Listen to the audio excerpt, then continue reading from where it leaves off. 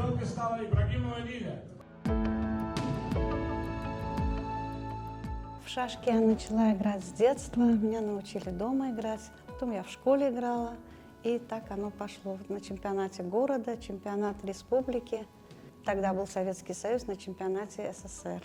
В Алании проходил турнир «Чемпионат мира по шашкам» с 1 ноября по 11 ноября. И на этих соревнованиях я удачно выступила, стала чемпионкой мира. Было 29 стран. Франция, США, Германия, Польша, Латвия, Эстония, Азербайджан, Грузия, Казахстан, Узбекистан, Эфиопия, ну и другие страны. Я участвовала в категории «Женщина 50+».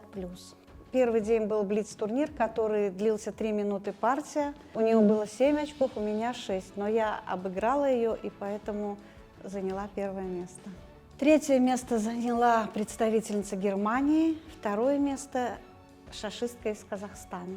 Волновалась. Особенно сильное волнение было, когда я встала на пьедестал на первое место. Я не ожидала, конечно, такого результата.